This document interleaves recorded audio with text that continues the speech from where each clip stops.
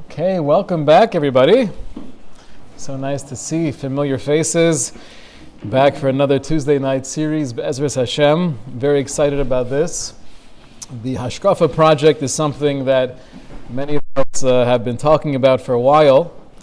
So many topics come up that we classify as Hashkafic topics, but to really take a step back and analyze what does Hashkafa mean, why is it so essential, and then go through many of these topics that could use some insight, that could use some clarity from the Torah perspective.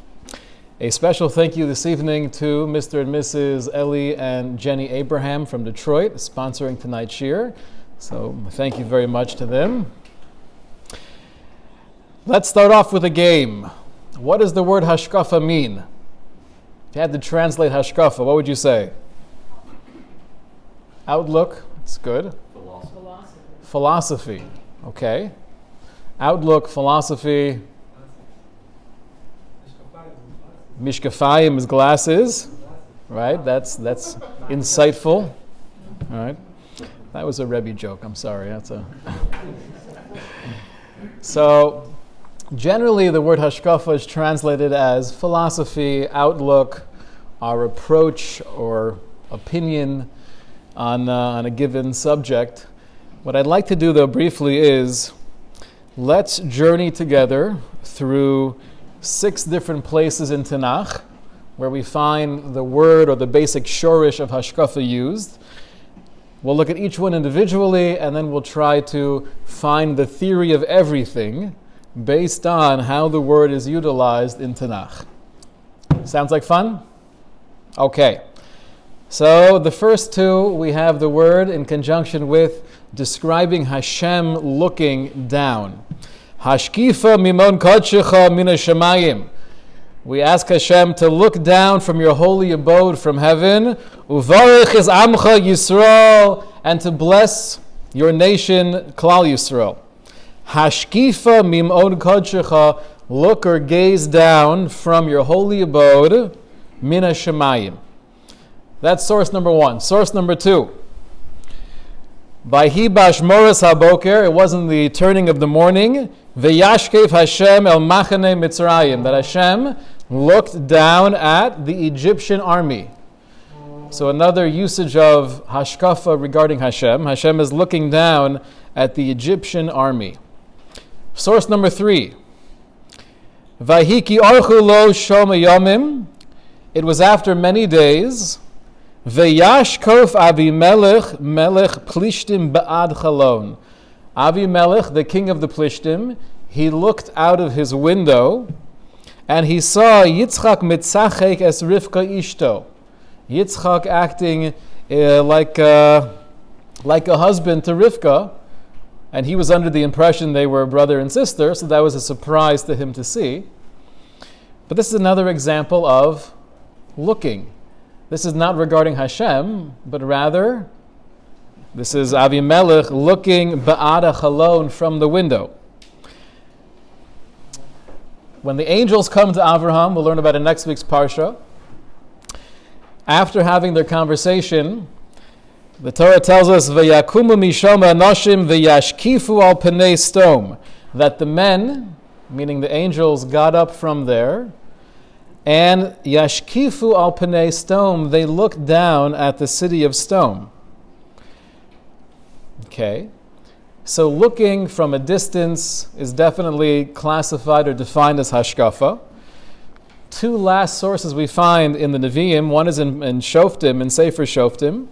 This is during the war with Sisera, who was the general of the enemy army against Klal Yisrael. And we know that Yael, in her brave, heroic pursuit to save Klal Yisrael, she ends up killing Sisera. And the pasuk says, "Ba'ad chalo nishkafa vatyabeib aim Sisera." From the window, the mother of Sisera was looking down and she was crying. "Where's my sweetheart? Where's my little Sisera? We're waiting for you." So again, Hashkafa ad chalon, from the window. And last but not least, we have when David HaMelech comes back, bringing the Holy Ark back from the Plishtim. Pasuk in Shmuel says that they came to Ir David, the city of David, and there was this joyous occasion, and David HaMelech was dancing and leaping and skipping. Michal Bashol, Michal the daughter of Shaul, Nishkafa ba'ada chalon. She looked down from the window. She saw the way that her husband was behaving, and she was displeased. She felt it was overboard, it was disrespectful for his stature. So those are 6 different places we have the basic word hashkafa used in Tanakh. Can somebody give me the theory of everything based on these 6 sources? What's a good working definition, a user-friendly definition of hashkafa? I brought this up I give a weekly class in the Beis Yaakov, Torah's Chaim, and I brought up the question with the girls, where does hashkafa come up in life? And the response was, when you're looking into dating somebody, you'll ask a question, right? What is your hashkafa regarding? Would you have a TV in the house?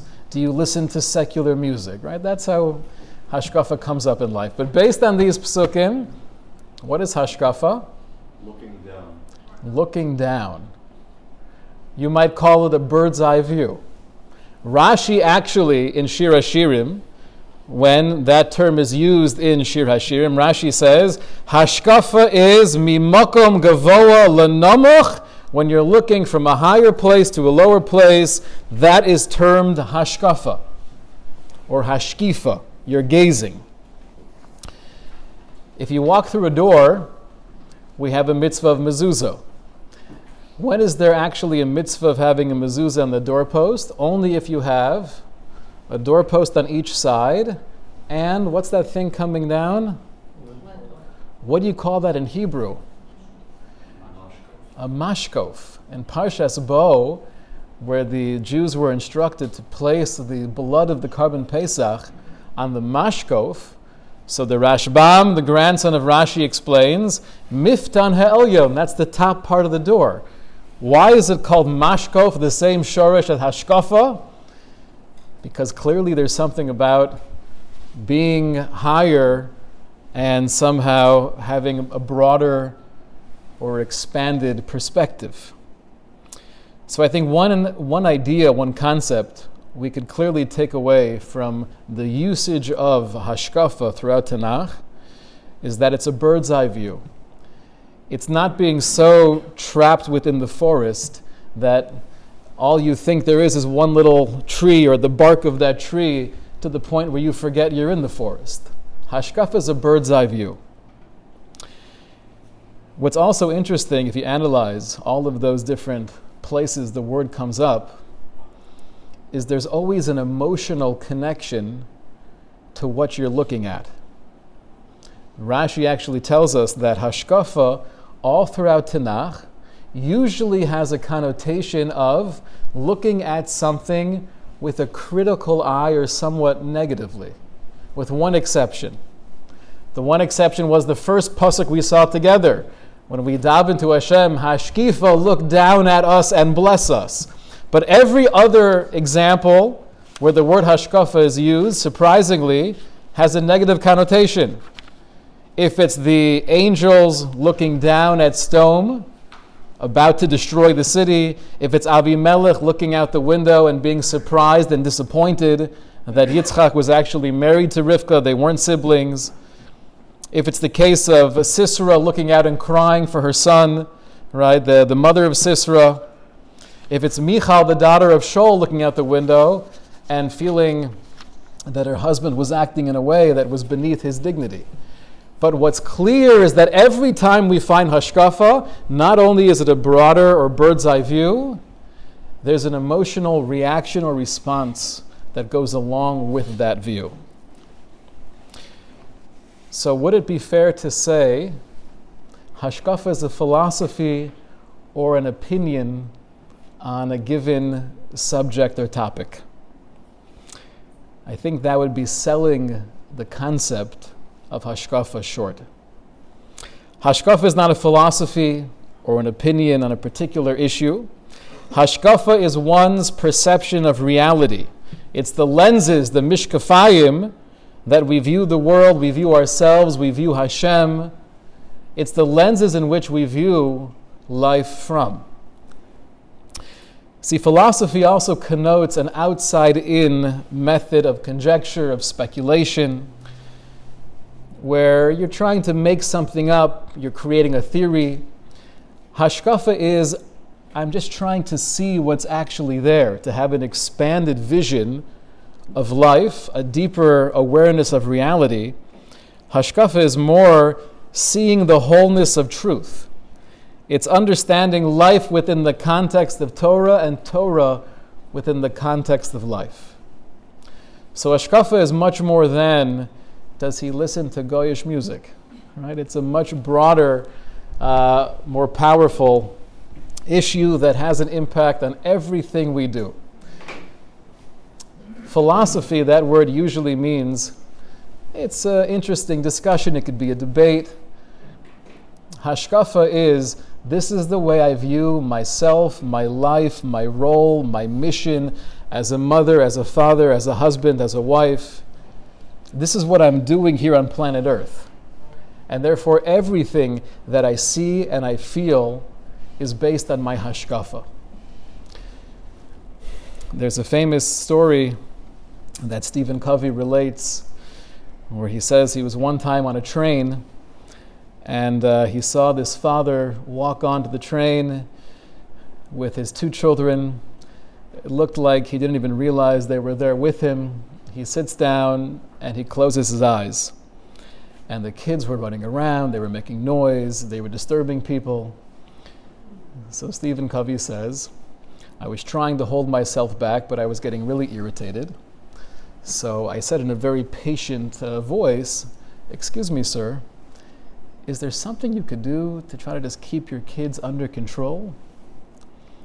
And the man looked up from his stupor, almost as if it was the first time he realized they were running around and screaming. And he said, oh my gosh, we just got back from the hospital, we're on our way back home, and my wife, their mother, just passed away about an hour ago. I just don't know what to think. I guess they don't know what to do either. So Stephen Covey relates, he says, at that moment, there was such an incredible paradigm shift from viewing this guy as just out to lunch, irresponsible, neglectful of his children, and therefore feeling frustration and anger. How can you be so insensitive to everyone else in the train? And therefore the behavior that comes from all of that is, I need to do something about this and put you in your place. Within a split second, all of that anger is melted away, and I'm now viewing him with compassion, with a sense of hurt and pain. And I said, I feel so incredibly bad. I'm so sorry to hear that. See, the basic formula, take a look on top of page 3. And this formula applies to everything in life, but particularly Hashkafa, is what we see, or at least what we think we're seeing, creates the way we feel, and the way we feel will impact or influence the way we act. So in this particular case, you see an irresponsible father that makes you feel angry and frustrated, and therefore you need to confront him. As soon as you see it differently, now that he's revealed some of the broader picture, so I see a grieving husband, and the feeling is not anger, the feeling is love and compassion, and that propels me not to confront him, but to support him. So Hashkafa is the way we see reality, And therefore, the way we feel about everything we're doing, the way I feel about my marriage, the way I feel about my children, the way I feel about my tefillah, the way I feel about the creator of the universe is based on how I see all of this. How I see it will produce those emotions, and those emotions will influence my actions. So is Hashkafa an important thing on a scale of 1 to 10? What would you assume? It's pretty important, at least an 8.5, right? At least an 8.5. So now the question's like this. Where do we get our Hashkafa from? Right, so we all know the most reliable source is go online and Google something. And likely the first thing that comes up is the closest to the truth. Right, so where do we get Hashkafa from? Now, a lot of us, I would say all of us, we all have feelings or perceptions of life in Judaism based on our family, our culture, how we were brought up, how many hours of television we watched as children. There are many things that play a role in how we view the world, but ideally, where does our Hashkafa come from? So I want to share with you just a few lines from a letter that was written by Reb Shamshon Raphael Hirsch. This is from his book, The 19 Letters. Letter 18 is action-packed, but just to focus on a few transformative concepts here from Reb Shamshon Raphael Hirsch. This is on page 3, number 1. Rav Hirsch writes, "There is no evil, no wrongful development in Judaism which does not owe its origin to an improper or mistaken comprehension of the Torah." So any deviation, any roadblock that we find throughout history, says Rav Hirsch, you could trace it back to a misunderstanding of the real Torah Hashkafa. And if you search for the cause of our modern illness, meaning what's holding us back nowadays, you will find it nowhere else than in this fatal misconception. So he delineates there are two major issues when it comes to trying to discover the Hashkafas HaTorah. Right? The phrase Hashkafas HaTorah is the view of the Torah.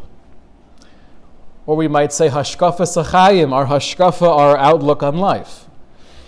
There are two potential issues or challenges that we might encounter on this journey. The first is, if we're not careful and we allow ourselves to take an outside-in approach, then we're not really listening closely to the music of the Torah, but we're taking our own ideas and our own concepts of what we feel is true or what is right, and we're basically inserting it into the Torah.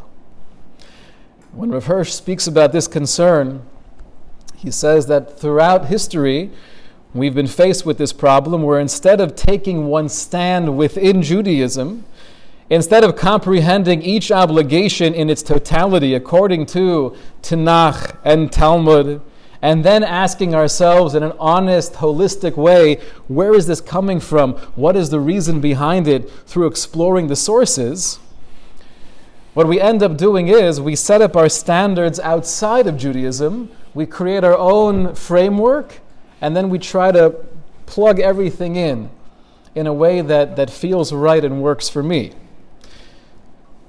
So concern number one is that as we try to understand the Hashkafas HaTorah, and we'll go through different topics of intrigue, and we'll go through different mitzvos together, and try to get a more wholesome, broader, expanded view on what we're doing and why we're doing it, we have to be careful that we're looking from the inside out, trying to derive from the Torah the perspective, not superimposing our own perspective on the Torah. Now, this doesn't mean we can't be creative. If all throughout Jewish scholarship, the creativity and the brilliance and the aggression of the mind is something that we value. It's precious, it's sacred. But the creativity is in the realm of trying to discover and reveal and uncover the truth, not put our own ideas into it. That's one concern. The second concern, says Rav Shamshon Raphael Hirsch, is that if we don't pay attention to what we're doing, then it could easily devolve into mindless ritual. Isolated tasks that have no real connection to life and to the vitality of Torah. He says, we find that many, although observant, have inherited an uncomprehended Judaism as a mechanical habit. Mitzvos anashim milumada. Without its spirit, without the ruach. They bear it in their hands as a sacred relic, a revered mummy, but fear to rouse its spirit. Which is a very poetic way of describing a particular approach to Judaism, which is, I have respect and I have a reverence for halacha. And I want to do everything I need to be doing and stay away from all those things I shouldn't be doing. But there's no life. There's no ruach. And I might almost be afraid to awaken that feeling within me because it's so foreign to me. I feel so comfortable just incorporating my Judaism into my life, and I do my thing. I have my schedule, I have my davening, I have my learning. We have our Pesach Seder, and we do everything we need to be doing, and culturally and religiously I'm connected, but spiritually I might be very far away from that wellspring of life and vitality. So we have two concerns as we approach this broad, very important topic of Hashkafa. Concern number one is we want to make sure we're getting the Hashkafa, we're deriving that Hashkafa from authentic sources. And number two is we can't fall prey to the automatic pilot way of doing mitzvos, of just allowing ourselves to keep on moving and keep on doing without appreciating and awakening the spirit within. So what exactly is the approach? And this will be our guiding mantra throughout our entire project in Mirza Hashem. Says Rav Shamshon Raphael Hirsch, there is only one way to redemption, which is we have to forget the inherited prejudices and opinions concerning Judaism. Just because I may view something in a particular way doesn't mean I need to hold on to that opinion or that perception. I should push myself to reevaluate and reassess how am I actually viewing everything that I'm doing. How do we do that? We go back to the sources. We go back to Tanakh and to the Gemara and to the Midrashim, and we try to listen carefully to the music that's coming forth from these sources. And then ask ourselves the most basic questions that come up in Kiruv seminars, but perhaps they're even more important for people who've been doing this for many years, namely, what does it mean to be a Jew? What is my role? What is Judaism? What is the mission of Klal Yisrael as a whole? The seekers after knowledge will go back to the ancient fountains of Judaism.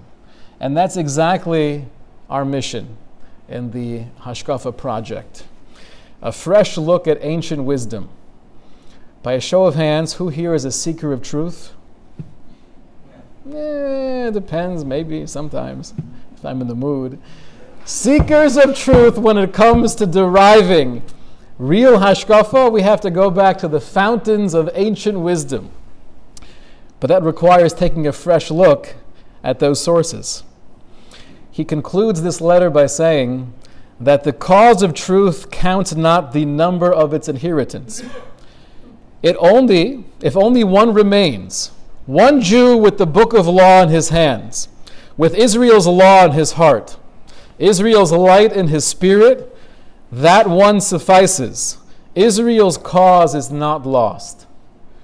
So the idea of the cause of truth counts not the number of its inheritance means to actually pursue this honestly, with a sense of vulnerability and openness and a desire to view things in perhaps a very different way. It might not be something that many of us are ready for. It's one thing to come to a shir once a week and hear a few nice ideas, and then we go back to our life. But like we mentioned when we had the Torah's Chaim project, the goal of this is not just to have a weekly shiur. It's wonderful to get together and learn Torah, but it's a project. It's something that we're doing together, that we're trying to actually create this interactive culture of being able to revitalize our Yiddishkeit, to awaken that spirit, and to approach different sources and reanalyze some of the most basic fundamental questions of Emunah and Bitachon. Ever heard the phrase Das Torah? Das Torah. I'm not sure what to do. I should ask Das Torah, which literally means this is the knowledge of Torah. Who do we go to when we're trying to ascertain what the Das Torah is? So we go to great rabbis and we try to inquire, what is the Das Torah? What does Hashem want me to do? Why do we have more confidence in great rabbis regarding Das Torah than we do in ourselves? Where does this whole process come from? That it's almost like an obsession. We need to go to great, wise, older people. What do they have that I don't yet have? So you might answer, they're so holy, and there's so much sanctity and kedusha, and they've been doing this for so many years, they're on a different level. And that's true. You might answer that they have siyata d'shmaya. They have a special divine assistance in their role as being the manhigim, the leaders of Klal Yisrael. And that's true as well. But the most basic definition of Das Torah is knowledge that actually comes from the Torah. I'm asking you the question. Obviously, I respect you as a person and the incredible human being you've transformed yourself into. But I'm also asking you because you know what the Torah says on this subject. Trying to clarify and expand our Hashkafa is really about asking, what does the Torah say on this issue? Right, some of the topics we'll get into in Mirz Hashem, exploring that delicate balance between being meticulous and diligent in halacha, but making sure it's coming from a healthy place and it's not coming from a source of being overly obsessive or compulsive. And if it is, what do I do about that? How do I address it? Are we too insular? Do we keep to ourselves too much? Should we be going out and sharing truth with the world? Should that be more of an agenda item? Right? There are so many massive topics that we'd like to get more clarity on. The way to do that is exploring and discovering the Das Torah, which means the actual knowledge that comes from the Torah itself. Torah meaning the ancient well springs, Midrashim, Gemara, Tanakh, that's Das Torah. Now, sometimes when you do this, the answer we arrive at can be somewhat surprising. Right? There might be a dilemma that I have in my personal life, or something we're grappling with on a community level. And superficially, from my armchair, I might assume one basic approach or method in how to deal with it. The Das Torah might be very different than I assumed. I'll share with you an interesting example of this. This goes back many decades when there was a discussion relevant to the halachos of infertility. And Rav Moshe Feinstein was involved with very nuanced, very sensitive questions. And there was one particular area where he gave a psak. He shared his ruling in something that was very controversial, and he got a lot of flack for it. There were many people in the frum world who felt it was a breach of Taras Yisrael. It was almost a diminishing of the purity and the sanctity of the Jewish people to be able to even mention such an option. So in response to some of the pushback, Rav Moshe shared the following words. And when hearing this, we have to understand and remind ourselves who he was. Right? There was no massive ego that he was trying to defend. He was just expressing his opinion in the most genuine way possible. Listen to what he says. This is on page 5.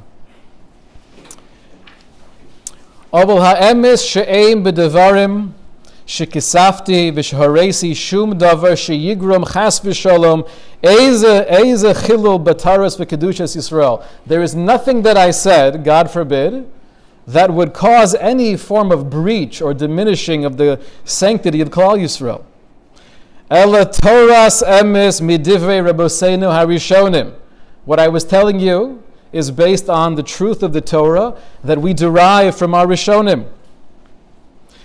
And it's true, you spoke out harshly against me, and you condemned my ruling. Let me share with you where your opinion's coming from. He says, it's ba me hashkafa shaboy miadios deos chetzonios. You think you're defending, right, the sanctity of the Torah and the kedusha of the Jewish people and the future of Klal Yisrael. Let me reveal something to you. You're actually coming from a point of view, from philosophies that are not based within Torah, but they're based outside of Torah. You might feel more of a righteous indignation and a frumkeit in what you're promoting, but that's not coming from Torah. He says it's possible that even people with great chachma, who have experience in the Torah world, if we're not careful, we could allow different ideas and concepts and philosophies to infiltrate and to penetrate the way we see life. He concludes by saying, you should know, V'ani Baruch Hashem. I say every day, thank you Hashem, She'eni lo mehem ve'lo mehamonam. I'm not coming from that world. V'chol hashkafasi hu rak miyadiyas haTorah. My hashkaf is coming from the knowledge of Torah. Bli shum tarovas miyadiyus chetzonios. Without any confusion or distraction from the outside things that you guys have been exposed to.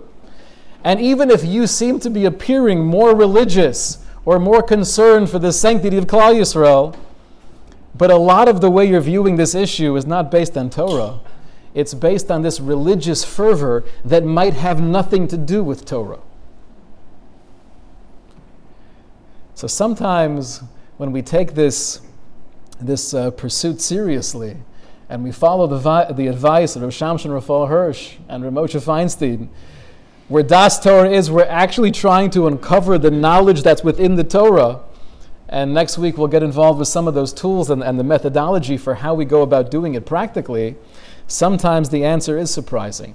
But when we arrive there could be a sense of joy at just having a deeper clarity, having an awareness, having a recognition of something that was confusing or was perhaps distorted before I got to this point. That joy is something that's unparalleled. Over Shabbos, we spoke about Rabbi David Gruman, and an amazing Rebbe in Los Angeles for decades who had thousands of Talmidim, and he was someone who personally had a major impact on my life and really changed my whole course. My first time meeting Rabbi David Gruman, like we mentioned during the drasha, it was the summer before entering 9th grade, and my parents, although they were very supportive of me exploring yeshiva high school, they were also hesitant. What does an Orthodox high school look like? We don't want to lose our son who is somewhat normal, right? And put him into a system that's going to be like a cult. So the first exposure they had was when we met Rabbi David Gruman at the Kollel in Los Angeles. And I remember standing there, my mother brought me, and we had a conversation for a little bit, and he was explaining what we would learn together and how he would prepare me for the beginning of 9th grade. I had that session. When my mother picked me up, she shared with me my whole perspective on what we were getting into changed drastically after just schmoozing with Rabbi Gruman for a few minutes. Because until now, it was just like this abyss, this unknown. We're sending our son to a yeshiva high school, and he might just disown us. But when I met Rabbi Gruman, and he definitely looked the part, he was a very, he had the yeshivish appearance. But just schmoozing with him for a few minutes, my mother said, that changed her whole perspective, and that gave her more of a confidence and a feeling of strength going into this new stage of life where they were sending their son into a yeshiva. Right? So sometimes it doesn't take years and years of work and a melus. Sometimes just a few minutes of seeing something from a different perspective can change your whole paradigm. Now I'm seeing it differently. Now I'm feeling very different about it, and now I'll act in a very different way. I want to conclude by just mentioning something that I feel is vital. That Hashkafa is not limited to intellectual explanations. Much of our spiritual existence and experience cannot be expressed in words. Hashkafa includes the ability to relate to and draw from the limitless wellspring of emotion we have within us. So it's not just I have a reason or an explanation or an argument as to why I view something the way I do, but even if I can't put it into words, part of developing a more wholesome hashkafa of life and Torah is how do I relate to this? What's my relationship with this particular mitzvah or with this custom? I might not explain it in logic, but I could still explain it in a way that emotionally is sound. And the most powerful mashal I've ever seen regarding this aspect of Hashkafa is from the Eish Kodesh.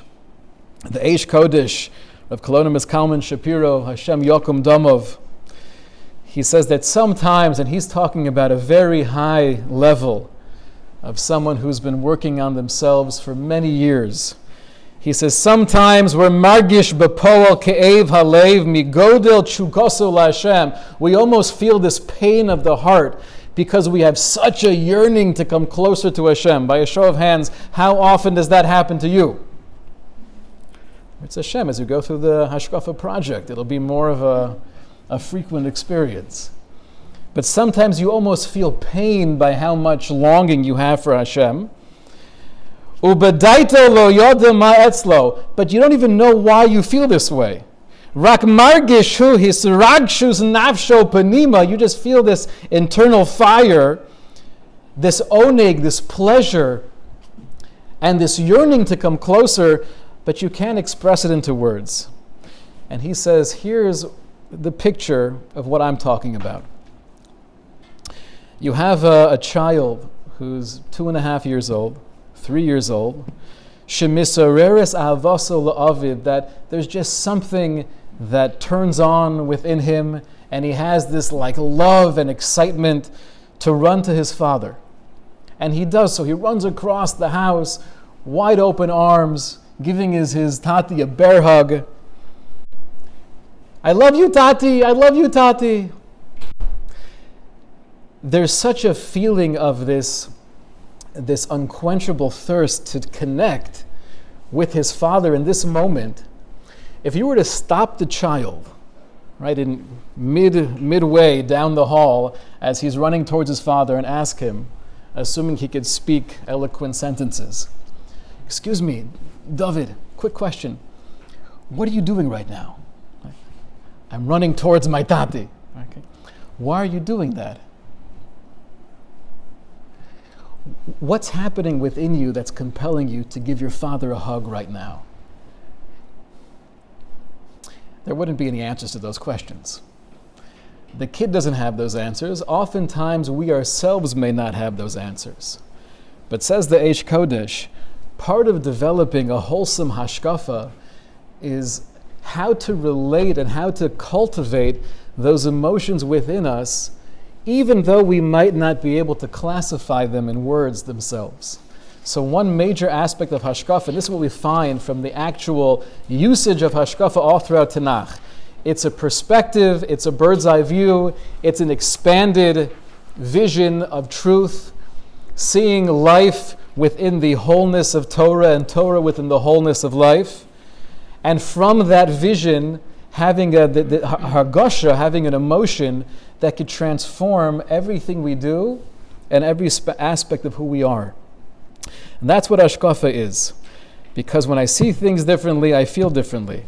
We want to avoid during this process the outside-in method, and we're going to work inside out, and we'll explain what that means on a practical level. We want to avoid the mindless ritual, which is obviously the main goal of this project. Ancient fountains of wisdom, discovering that Das Torah and developing a more meaningful and joyful connection with HaKadosh Baruch Hu. I look forward to future classes together. Shkoyach.